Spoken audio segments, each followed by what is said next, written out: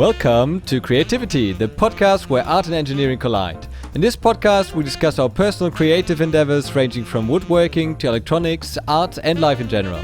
My name is Max Maker, and this is my co-host, Jeremy S. Cook. Hi, everybody.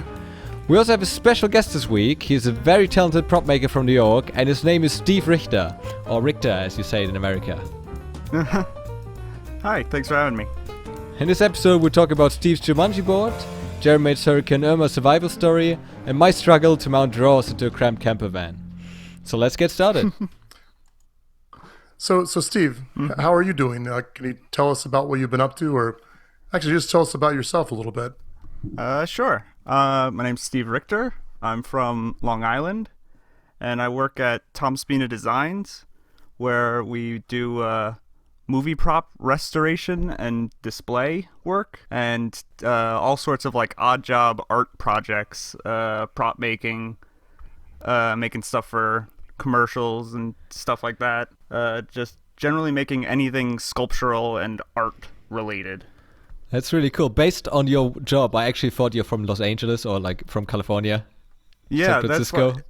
It's funny. Like living out here on Long Island, I was like, well, at some point I'm going to have to move. I'm going to have to move to either New York, the city proper, or I'm going to have to move to Los Angeles. But it's like the job already existed 15 minutes from my house. It was amazing coincidence. It was just the perfect thing because I had to do an internship for a couple of months beforehand. So it was just perfect getting to build my skills from where I lived. So, working from home is great. Mm-hmm. So that's great. So did you go to college for this, or how was your start as far as being able to make such cool stuff like that? It was really mostly the internship. I went to school for 2 years for film, just to try and do anything in film industry, and that wasn't such a great fit for me. And so I just started. I found the internship at Tom Spina Designs. And like really, I didn't start sculpting until like 5 years ago. And so during the course of that internship, I learned pretty much all of the sculpting skills I know. And making things, I've just been making things since I was really, really young. So it's just been a constant learning and building skills. What was like one of your big projects that you did when you were younger? I don't know. I always making stuff out of construction paper, and then you move to cardboard, and then like cardboard armor and stuff like that. I made so much Halo armor out of cardboard. Nice. I used to where the with the Jumanji board. The beginning of that is when I was 6 years old, and I used to draw on one sheet of paper the inside of the board, cut another piece of paper in half, and draw the front of the board, and just staple them together so it like opened up. It's like the need to build that board has been there since I was 6 years old. And you finally fulfilled that wish. Oh yeah, and still like even looking at it, I'm like, I could make that better. There's gonna be a Mark II. So is that board? Is that your biggest build ever? Have you ever made anything bigger than that, time wise? I've done things for my job for Tom Spina Designs work. We do all sorts of like full life-size sculptures and stuff like that, like physically bigger and longer timelines. Like we once made a Statue of Liberty out of styrofoam that was like 20 feet tall. So we've done like. I've been part of bigger projects, but this is the most like intensive, several skills, small, and like I could really put my own time and like my own level of detail into it. It's the most I've felt like I got to do every part of it, and it came out the way I'd like it to. Very cool. And I didn't mean that to say that Jumanji board wasn't. I mean, it's like how much time would you say you've put into that? It looked amazing. Absolutely amazing. You. Yeah. The figure I keep telling people is it took me 7 months, like on weekends and after work. I really could not even figure out how much like hours wise, because you get like one day where you're like, oh, I'll do like an hour's worth, and then there's some days where I'm like, it's 4 in the morning, I should go to bed. Steve, maybe you can give a quick introduction to the viewers that haven't watched your Jumanji video at what the Jumanji board actually is. Oh yeah, sorry. Uh, in the movie Jumanji, there's a uh possessed game board. It's a board game that you play, and you roll the dice, and all sorts of it like gives you a little riddle thing in the center dial, and it tells you something's gonna like some type of animal or disaster is going to show up in the real world. So it's a magical board game where you get chased by monsters, and it's the central focus of the film. And it's just such a cool object that I felt I needed to make it. It looks a little bit like one of these backgammon games, right? Is that the same name you're using? Yeah, Yeah? yeah. It's got like a wood carved front to it, where it's got like very detailed imagery of like hunters and rhinos and elephants. And then on the inside, it's made to look as if it's made of carved out of wood and ivory. Well, it's a beautiful build. I mean, I can't imagine having that kind of focus to try to do something like that under my spare time. Mm-hmm. Just Yeah. do you ever Steve find made yourself everything. do you ever find yourself going from project to project, or are you able to focus in really well on one thing like this? Oh, absolutely. I jump from project to project. It is so bad. I'm looking around the room, and there's like 5 or 6 things that I'm currently working on that any one of them I should be able to finish, but I just keep getting, like, you get bored and then you jump to the next thing. This one, pretty solidly I worked on this one. I never really got bored on this one, which is surprising. Yeah, it's great. I tend to have a bunch of unfinished projects myself, and I'm sure anybody listening can relate to that. But it's nice when you can really focus on one thing for a while. Yeah. Mm-hmm. I always try to finish one project so I've got space in the workshop for the next. Mm-hmm. Because sometimes you just can't work on a new project if there's still dust in the air. You can't do anything with paint. Yeah, definitely. So Steve, as far as the Jumanji board goes, what new techniques did you learn while building it? In terms of new techniques, the screen printing on the inside of the board was something that I'd seen and I'd tried basics of before. I tried screen printing with stencils before, but never with the photo emulsion, which is a very different technique. Interesting. How long did that take you to perfect that, or did you get it right the first time? That'd be awesome. It was right the first time with tinkering. It was I got the print came out, the screen itself came out okay, but then when I went to go do the printing, that was a little sloppy because I for some reason decided not to look up how to do the ink application. I was just like, yeah, you just swipe the thing across and that's fine. That's what I would think. No, there's yeah. And so like that was one of the more helpful comments in the YouTube comments section, was like, you did that completely wrong. It's like, you should... So how are you supposed to do it? And so you're supposed to I don't even remember. I'd have to look it up, but I just like slopped ink across the whole thing, and then when I lifted the thing, there were spaces that were hit too heavy and spaces that didn't catch ink at all. So I did have to go back in and like hair dry it really quickly to get it all flat, and then go and like re-add in some areas, which kind of took out the whole automation aspect of it. And I guess you didn't laser cut it because you wanted red ink as well? Yeah, I just did the whole thing in one pass and then covered up what I wanted red, or cover up the red wording for the black pass, and then vice versa. So you get two different screens out of one screen, essentially. And the screens, did you buy them or did you make them? I bought them. They were it's part of a starter kit, which was very handy because it comes with like It comes with a decent sized screen. It comes with the photo emulsion and instructions on how to do it. It wasn't a it was a pretty easy thing to learn, and I'd suggest it to anyone because it's very cool. Very cool. Maybe I'll have to give that a try sometime. Yeah, surely someday. Well, have you guys ever tried a bleach technique on shirts? So it's kind of interesting and doesn't take a whole lot of No, equipment. I haven't seen that. Never did anything with shirts. Yeah, you take I guess it gets 50% bleach, 50% water, and you can spray it on a shirt.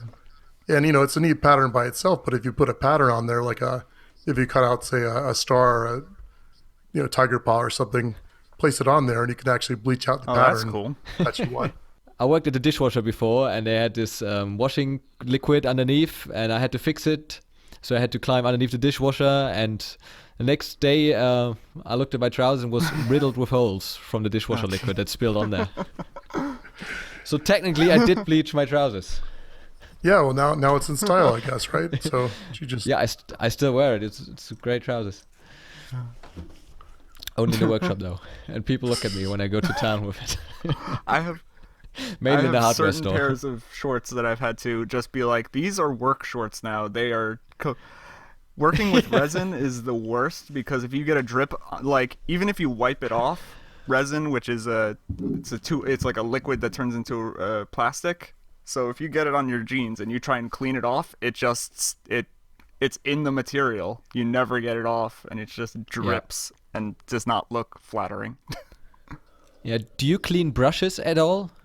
I try. If they're filled with anything but water-soluble paint? I probably should with a few things, but I get lazy. Yeah, I always throw them away. yeah. Like I already assume there's epoxy in this. Throw it away. There's nothing I can do. Epoxy, definitely. So back to your Jumanji board, can you tell us anything that maybe went wrong with the build or that you would do differently? I mean, I guess the screen printing might be an example of that, but was there anything really that stuck out as far as that goes? There were a couple issues with the wood hinges on it, which I just kind of expected those to work. I didn't expect them to be the biggest hassle on this thing. Really? Trying to get two, I have a drill press and it should put a drill directly in the same spot on two pieces of wood, but it had trouble and it just would not line up. So like you'd go to open it and it'd get stuck halfway and then it'd get unstuck the other, and then just to add to that was at some point during the build I glued them on and I was like, that looks about right, and then I checked like reference photos and I had glued it off by like just a half inch, but it bugged me so much that I had to cut them off and redo them just to glue them back on. I just watched that before we started the show. Yeah, it's a level of insanity, but I needed this thing to be perfect. Yeah, I know what you mean. It's like there's sometimes that you build something and there's all these little things that nobody else would notice ever, but they just bug you to death. I'm sure that's the same for you, right, Max? Definitely, especially if you make stuff for YouTube, it needs to be right. It needs to be perfect. People will call you out on it afterwards. And I have to admit, sometimes I used Photoshop to fix some stuff. Oh, well, you heard it here now, audience. Max does that. Yeah. I wouldn't have accused him of that, but he... I do. One thing, I tape off the logos of my tools because the companies, they don't pay me to use these tools. I have to pay for these tools. I don't get any sponsors yet, hopefully one day.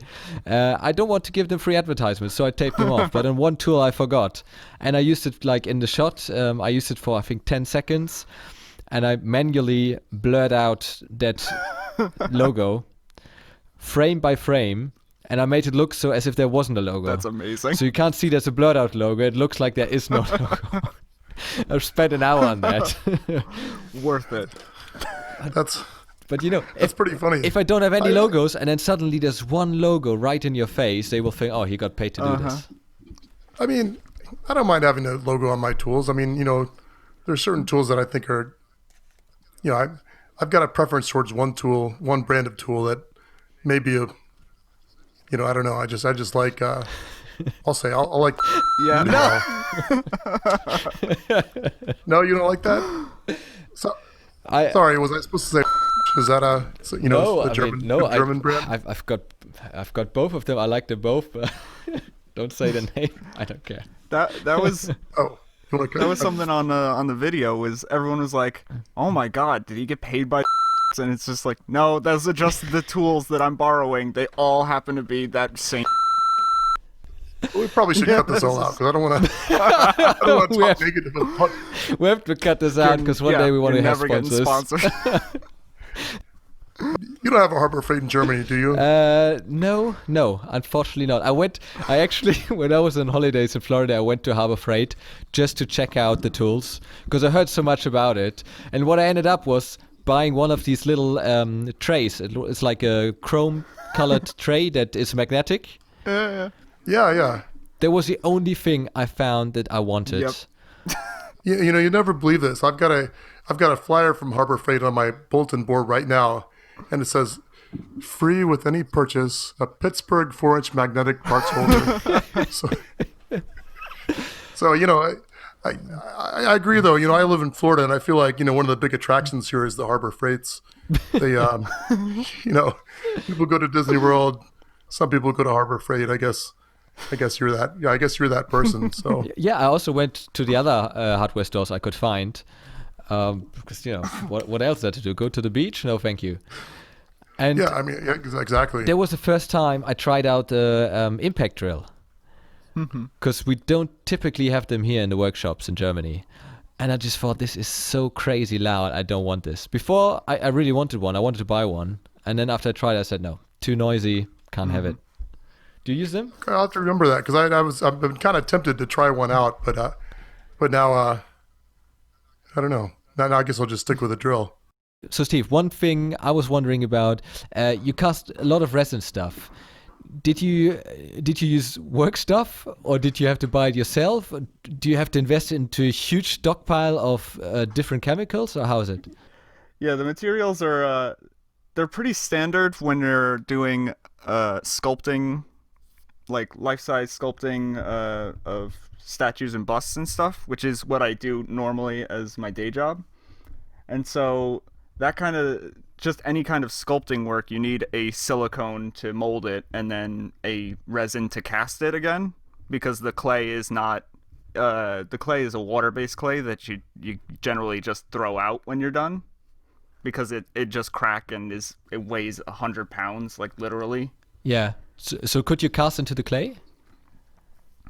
You can. Typically, you want to make a mold of what you do first, and then cast out of that, just so that nothing gets destroyed. The water from the clay doesn't contaminate the resin. Ah, okay, of course. And I saw in the middle of this Jumanji board, there's this half dome. Is it a half dome? No, it's a normal dome. In the middle of this Jumanji board, there's a dome, and you cast that into some sort of. It looks a little bit like a satellite dish shape. Where did you get that? That was a domed mirror from like a makeup store. I was looking for for a perfect dome that was really, really flat, and I was in a makeup store with my girlfriend, and it was just like, that's it. It's inverted, but it's perfect. And so I took it home and then just poured resin into it, and then that gave me the opposite of the curve, and that gave me the dome. Ah, it was okay. Yeah. And it was also the right size, because it had to be to scale, right? Yeah, that was I think I trimmed a little bit off the edges just to get it to the perfect shape, but it was the closest thing I could find in a shallow, very, very shallow dome. Just to get it so that when I cast it in translucent resin, you want it to be like super shiny, and getting anything super shiny is like a lot of work. Oh yeah. So starting with a mirror is naturally like, it's got a gloss coat on it. It's perfect. Yeah. Yeah, I really like glossy finishes, but it's so difficult to get them right. Yeah. I'm not a fan of sanding anything, and then once I get it to a certain point, it's just like, I can't buff this I don't know how that's one of the skills I need to learn. Is I don't know how to buff things shiny. Yeah, that's what I tried this week. I guess this will be our next section then, progress, with where we talk about what we've done this week. Sure. I've got these wood discs that I filled with epoxy, and I sanded them and sanded them and sanded them forever to get them flat. And then I sanded them from 120 grit up to 2000 grit. And then I want to polish them, and I thought, what's the easiest way to polish them? Probably with an angle grinder. So I got this polishing wheel for the angle grinder. I tried it out. Some spots got shiny immediately, like as in touched them, they were shiny really fast. The rest of the material got burnt. And then the center hub of the like the nut that fits it on, that holds it in place, the grinding wheel, that touched the surface one time and made really deep scratches. So I have to sand it again. But it was only on the underside, so it's okay. I could salvage it. I learned from it. I tried at the bottom, not on the top surface. And this is your the tree trunk, correct? Exactly, yeah, the tree trunk. Very cool. Yeah, I went to a friend of mine. He's got a wood workshop. Like he does this for a living, and he has this giant. It's like a belt sander, thickness sander. Yeah, you put on the board on one side on a conveyor belt. It takes off 0.2 millimeters, and then you have to walk to the other side of the machine, take it out again, carry it to the front again, put it in, and I did that 200 times. Wow. Yeah, and I was so glad that these tree trunks weren't any bigger, because I could lift it all right. It was heavy, I could lift it though, but if it was twice the weight, I would have needed a cart of some sort, or do it with two people. Mm-hmm. So how do you think you're coming on that project? I mean, it's going to be a coffee table, correct? Yes, 2 coffee tables actually, because I've got 2 slabs. Oh, very nice. Yeah, I still need to polish it, but I finished some drawers this week for my parents. They've got a caravan. Like a big caravan. I've got a big wardrobe in there, but it just had shelves, and the bottom shelves, you can't really use them because there's not enough space to bend down to actually have a look inside them. Now, just so we're clear, a caravan is what we call an RV, correct? Is that like RV, yeah, like the thing in Breaking Bad. Okay, yeah. Yeah, the crystal ship. Crystal ship. We call it that way sometimes, and even the salt is labeled crystal meth. It's like Himalayan rock salt or whatever. Yeah, so it's got a motor. Nice. What do you guys make? So as far as I go, this week we had the hurricane come through, or Hurricane Irma here in Florida. Yeah, of course.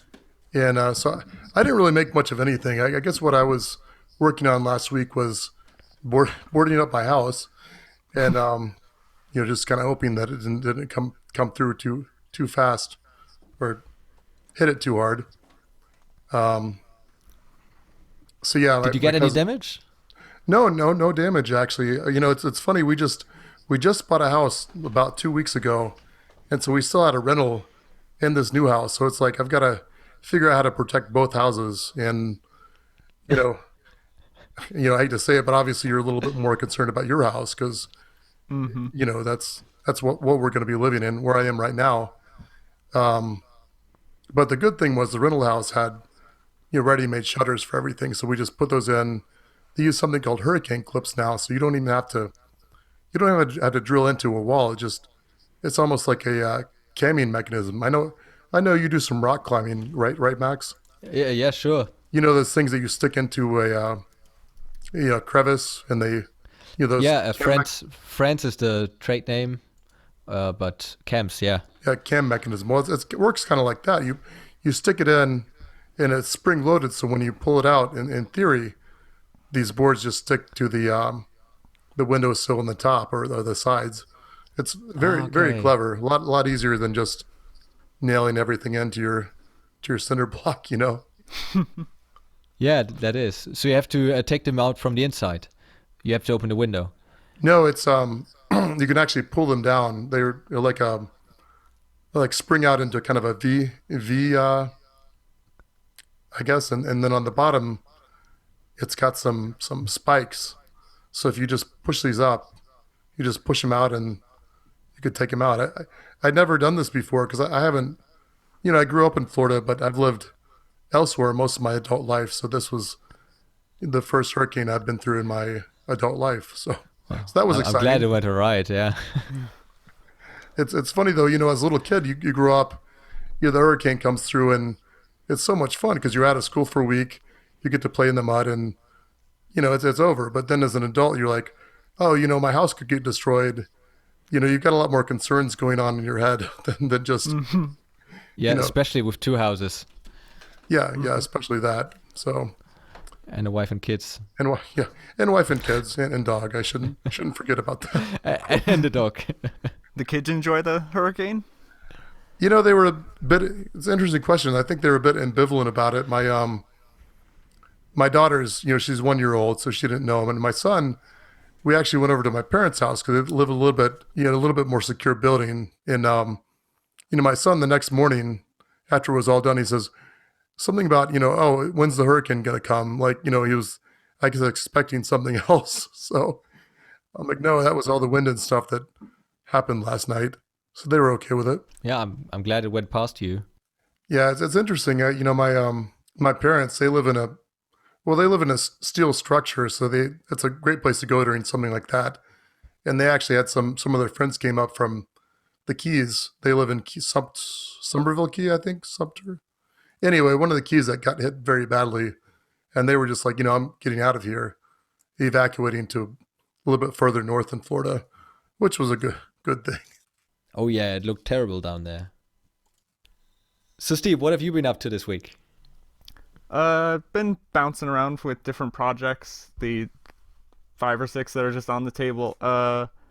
Probably the most interesting is I've been working on for too long, really, is it's the poster for Indiana Jones and the Last Crusade, but I'm making it as a full sculpture. So I'm building all of the all the actors' heads as individual likeness sculptures, and it's all on like a wood platform, and it's all projecting forward. Ah, okay. And then I'm gonna paint the whole thing to look like it's a 2D painting again. So like from one angle it'll look exactly like the poster, and then you move to the side and it looks like a weird abstract nonsense almost. Just for the people that are listening to this, I'm looking at the poster right now. It looks a little bit like a mirror, and there are two, I guess it's Indiana Jones and the professor, how's he called? That's his father, I think. Oh, that's his dad. Yeah. There's looking straight at you, and there's the horse, and then in the 4 corners of the mirror there are 4 other characters. That sounds amazing. Mm-hmm. Right.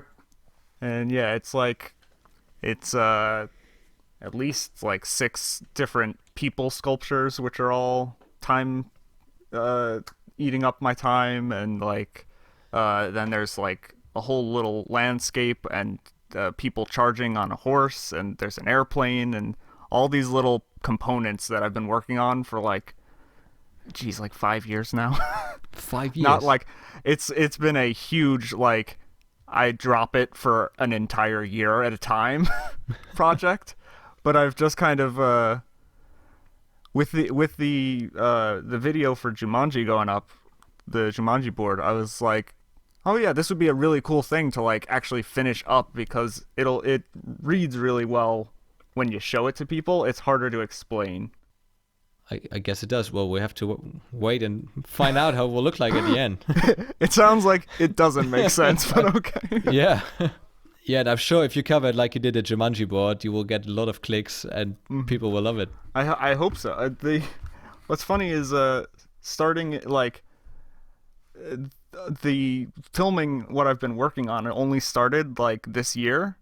So this project, the video for it is going to start way near the end of the project. It's it's almost done, even though it's still months of work. Well, yeah, that I don't think that will matter for the video. I think it'll be fine, people just think, this is a starting point, and they forget it after 10 seconds. They're into the video and they don't care about the intro anymore, I think. So Steve, this next video, you think you're not going to really start from the beginning. Do you think that's going to be a problem? I mean, like Max said, it's going to be, people kind of forget about the intro eventually. Do you think you'll be able to kind of write it out, I guess? Yeah, I think I have a, as always, like with a lot of the stuff, I always like take photos at the end of like every single day. I have like thousands of photos, so at the very least, I could do like a slideshow to show. Oh, Like, dangerous. oh, is it bad? Oh, there's so many slideshows on YouTube because pictures are easy to take. Uh-huh. Because when people build something, they are working, they've got their hands busy, and after they're done, that's when they take a picture. So you never see the action, you only see the result. Yeah. Yeah, I think I'm gonna try and, at the very least, like, very, very quickly, just like, because it really will be like jumping into the end of the video. Like, when I started recording actual video for this project, it'll be like, all of the sculptures are done. Here's me painting them. So I think it'll be like 30 seconds of like, here is every single photo I took, like in a very short period of time. So at least it's moving. So I hope that'll at least work. Yeah, I think it can. I think you just have to tell the audience straight away that there is going to be some Yeah. video footage. That's true. You know, if the first 10 seconds are filled with video, people know, okay, he actually knows how to edit video. Yeah, that's a good point. I mean, personally, I don't hate the slideshows as much as you do, apparently, Max. But it seems like the production value on your videos is consistently quite good. Whereas, I don't know, I feel like I've been kind of, trying to get better and better progressively. So, I guess that's Your videos are great, but please don't tell me now that you have lots of slideshow videos. no, I don't. Because you've got like 200, right? Yes, I have quite a few videos. But look, I mean, starting out on YouTube, to begin with, I had a blog, and I'm like, well, I need to put some video out there to embed in my blog.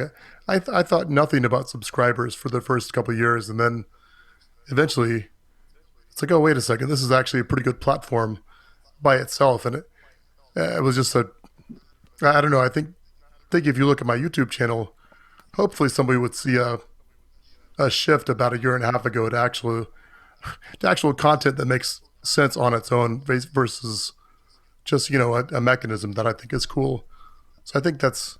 Yeah, well, I absolutely love your video, Oh, well, thank you very much. That's that's why we're doing this podcast together. If I wouldn't like it, we wouldn't have come together, I guess. No, it's very technical, very informative, and you've got a wide range of interesting projects. So I don't think the production value is that important as long as the content is good. The actual story you're telling. What do you guys shoot on when you do your YouTube videos? Well, me personally, I use a GoPro Hero 5, which, I really love it because, I guess I haven't ever used anything better. But I guess the nice thing from my perspective is when you're filming something, it has the voice control feature, which I thought was kind of a silly feature to begin with. But if you're into something and you want to just film it all of a sudden, that's really nice. Oh, I didn't expect this to work. Yeah, exactly. So I read about it at some point that it has this feature, but I forgot about it straight away because I thought it's probably not very useful. No, I thought the exact same thing. But then, I ordered it and, if I'm writing something and need to illustrate something, whatever, I mean, seriously, it's nice to be able to say, GoPro, take a picture. Admittedly, some of the time it doesn't actually understand what I'm saying, but, 2 out of 3 isn't too bad. Now, what about yourself, Max? What do you shoot on? I shoot on my iPhone. Only the iPhone. Mm-hmm. Really? That's great. Yeah. Well, I've got a little bit of storage problems because I'm shooting in 4K.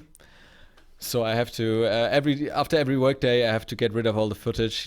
Bring it over to the PC and then delete it on the iPhone. Do a lot of backups, of course. But yeah, I've always got it with me anyway, and it's good footage, I think. Mm-hmm. That's what I do. And you, Steve? Yeah, I use just the time-lapse filter or time-lapse function on an iPhone for all my stuff, just because I was doing the film regular video, and it was just like there was no space left on my phone. It just couldn't handle it anymore. So it's just So if I just film everything in time lapse, and then if I need to illustrate a point, I just sit there and hold something up for 10 to 20 seconds. Like that saves so much space, and for what I'm doing now, which is all just time lapse video, that works pretty well. Yeah, and that makes sense. Mm-hmm. What I didn't like about the time lapse on the iPhone that you can't have it in 4K. I think it's just 1080. Yeah, I think so. So Steve, I mean, I guess seems like our videos, like, Max always talks about his stuff. Steve, yours is you don't verbalize anything yourself. Any reason why I guess one would be better than the other? Any thoughts on that? Mostly I was wondering whether or not did you guys think the Jumanji video would have been like improved if there was explanation over the top? I was wondering that, like, just on a curiosity point. I don't know. I think it would. It would? I think it would. I think it was a great video. We obviously liked it. And lots of other people like I saw this on German, like, just sites that just post cool videos. Mm-hmm. They weren't even making related. They just liked it. I think the music is part of it, because the music is really funny. Yeah, that's true. I mean, the music is so good. That almost makes up for it. To be honest, I thought it was kind of cool, but yeah, I don't know. I had somebody tell me, because I used to make them just with captions, I guess, not with my voice, and he said, it really helps to actually talk over your videos. So you're kind of telling the story, but there's a lot of people. A lot of people do it that way. I mean, Jimmy DiResta, I don't think he talks in his videos, does he? No, he doesn't. Mm-hmm. That's true. Seems like people can be very, very successful that way. Yeah. But I think he would have been more successful if he did talk. Mm-hmm. Well, that was... Because he's a cool character as well. Oh, yeah, but mostly for that video, which is really the only video I have up. But yeah, I just didn't have a good mic at the time. I just bought this one. I should have bought this, for my work and not for just, I need to do a podcast. I should get a phone. You really bought one. That's good effort. You bought the microphone just for this? Yeah. We feel honored. Yeah, sorry and honored, but then it's an investment. No, I don't know how to feel about this. No, it was absolutely like, I should. Why don't I have one? I absolutely should have one. And maybe should do that for my videos, so that it was gonna happen eventually. So yeah, I discovered at the beginning when I bought my mic, I had it standing on my desk, and I put some foam underneath to get rid of some of the vibrations. Mm-hmm. And I thought it would be nice to have this arm that goes in front of your face. Uh-huh. And since I have that, the quality got so much better. Mm-hmm. Well, that's good to hear, because currently I'm just holding this blue snowball in front of my face with my hands. So I guess I need to make a little investment myself. I have the same mic. He's been holding this for 53 minutes now. Can you hold it? Because it is at such a weird height. I am just hunched over. I'm holding it. Right. Maybe it sounds terrible. I'm not really sure. My cousin he told me, your videos are getting a lot better, but now I can notice your audio isn't that good. So maybe that's my problem. We'll see at the end of this recording. I'll finally get up again, and then I'll just my back. Hey, I was just gonna say too, Steve, your video edit. So that's interesting. Where do you get the inspiration for those? Those are kind of cool. The what do you mean? The ones with like Star Wars and those Indiana Jones and those are just, they're weird. Like, I'm so familiar with those films that they're just fun little video clips. They're like little they're little jokes that, like, you just, from knowing those movies so well, your brain just starts like going through the movie in your head, and you just start making up jokes by yourself. It's weird. They're nonsense videos. They're terrible. Hey, let me ask you something. Since you're such a big Star Wars fan, something that always bothered me about the movies, right? Okay. So this Emperor, he can shoot lightning bolts at people. Absolutely. And pretty much, I mean, nobody's gonna mess with him, right? Absolutely. But then he's got these red guys that don't seem to do anything. I mean, what are they there for? Have they? Oh, they're his. Figured out? They're his guards. He's got to have guards. Yeah, but he could just lightning bolt people, right? Oh yeah. Personal assistants. Yeah. They're. That's true. I mean, you can't have him doing that. He, even though he could, he doesn't, just to show his Yeah. Supremacy? Is that I kind don't of the? I don't know. He's got guards, and all he ever does is tell them to leave. That's their purpose in the film. That's a good point. So maybe he just likes the look of them. They're red, they're shiny, they're cool. Come hang out. Yeah, that's true. I mean, yeah, if I was that guy, I think I'd probably. Yeah, obviously you're not going to hang out by yourself. You got to have something to do your dirty work for you, even if you could. I mean, you're not going to generate lightning bolts with your hands if you don't have to, right? That takes a lot out of you. What I like is how on topic we are. Yeah, I mean, don't expect any Star Wars questions from me. I never watched the movies. But I just watched Braveheart. It was on just before the recording here on German TV. And I absolutely love it. So now you speak extremely good English. Now, do they have, and I guess most Germans do too, is that correct, or is that stereotype? Yeah, no. I guess the younger generation is. So did they have them dubbed? I mean, is it dubbed in German, or is it? Dubbed and really badly sometimes. Braveheart was alright, but stuff like Family Guy is really horrible. Oh. Like, because Family Guy lives from the voices, I think. And the German version is just really bad. So me and my girlfriend, we always try to watch German movies. Me and my girlfriend, we always try to watch the original versions. And Netflix and Amazon, they allow you that. But it was a long time before we had that feature. Oh, that's nice. Yes, some movies it just kills it. Not that I watch a lot of foreign films, but there was one Brazilian film I saw, and it was just the dubbing was just so bad. And even though I can't speak Portuguese, it's not so bad to read the subtitles. Yeah, sometimes. Reading subtitles is always better, because what they do is when they dub, they take out all the sound, then they dub over what the people say, the conversations, and the background noises, the paper crinkling, they do that all artificially. So depending on how much budget they have for doing the dubbing, the background noises sometimes sound really bad. I guess that's why some of the older, kung fu movies sound so bad. And I guess they didn't have the budget for that. I guess maybe that's. Yeah, I guess Or Forrest Gump. He has this really distinctive voice, or this accent. Sure. And in now that when I listen to it now, I know the accent and I know, okay, this is part of his character. But in Germany, we only got the impression he's a little bit dumb, which he is. But we couldn't hear that the accent also tells us where he is from. Right. That's interesting. On Friday, me and my girlfriend were going to watch The Kingsman. And we're going to Hamburg, which is like a 1 hour drive from here. We have a cinema in town, but in Hamburg is the only place where we can watch it in English. Oh, nice. Are you going to watch that? Me? Probably not. I haven't. It's funny, now that I have kids, it's pretty hard to get out to see movies too much. As much as I like it. Last time I saw one was the Star Wars movie. That was pretty good. I give it a thumbs up. Steve, I'm sure you will watch it, right? Oh, absolutely. Pretty much anything big Hollywood and like I'm the worst kind of film fan. It's just all the big franchises. I want to see those. I don't want to see small independent films. Hey, you watch what you enjoy. You know, it's not nobody's judging you. Yeah. I mean, maybe they are, but that's why they make it dark in the theaters, right? So you can sneak out.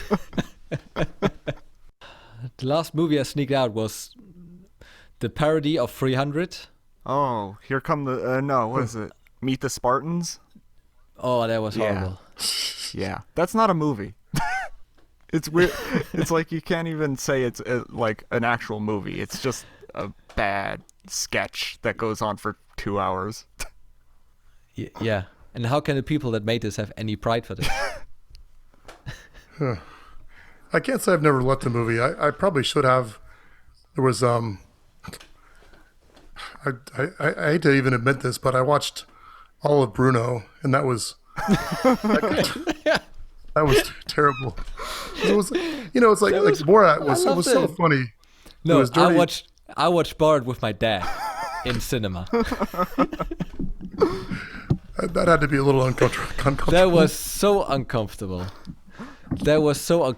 I didn't even know what it was. And my mom said, why didn't you and your dad go to the movies? Like, there's this film bar. That's something for you. I just, all right. Now, was that one dubbed or was that one in English? Because I feel like there's a ton. No, that was in English. I enjoyed the movie. It was funny. My dad was like, what the hell is this? Did you watch Dunkirk? Well, obviously you didn't, Jeremy. But yeah. Steve? Yeah, it was really good. It was odd that it was out of order, timeline-wise, but other than that, it was really cool. Three separate timelines. Yeah, but it was we saw it in what is like, it's kind of like IMAX, but it's just a bigger version of a theater. It's not like the dome or the big huge screen, but even so 70 millimeters. Yeah, no, it's not even that. It's a fake IMAX, but the sound is there.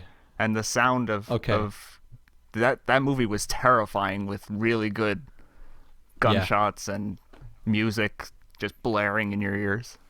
It was awesome. Yeah, like the first scene, amazing, absolutely amazing. Like, great movie. I would watch that twice. Yeah, that was awesome. Yeah, so I can really recommend that one.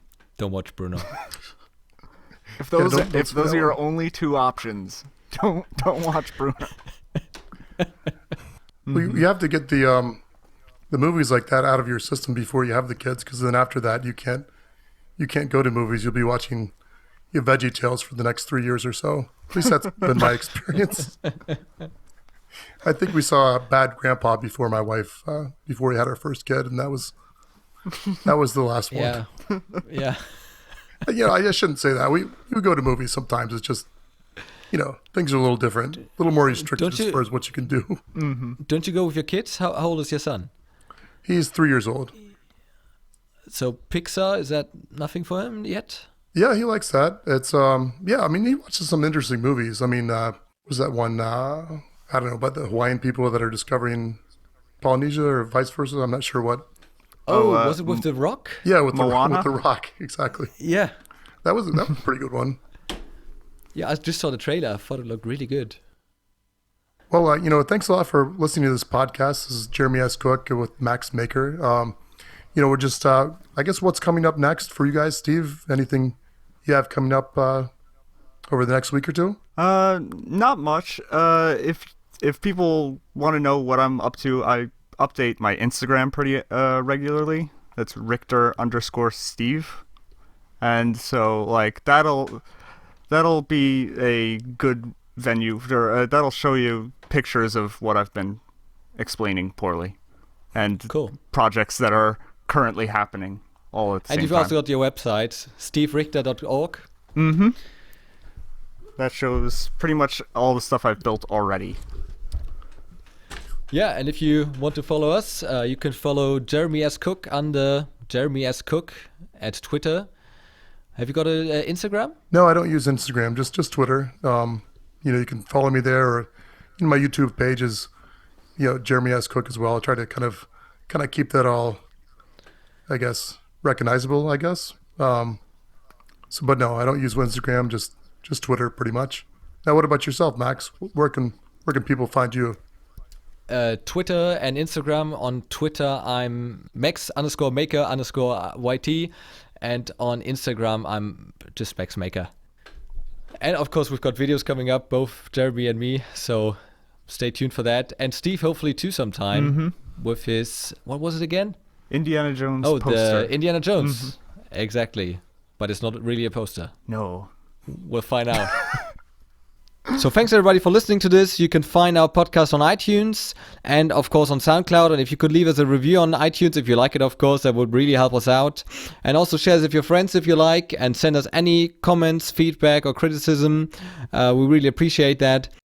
Also a huge shout out for Nicholas Zastro from the YouTube channel Let's Make Something Awesome Together, or LMSAT in short. He made the logos for this podcast that you see on iTunes and on SoundCloud. He's a really talented guy when it comes to making videos and to graphic design. So if you need something designed for your business maybe, just write him an email. You find him on his website called nicolaszastro.com, or of course on his YouTube channel, Let's Make Something Awesome Together. So thank you very much for that. I really like the logos, and so does Jeremy. See you next time. Bye bye.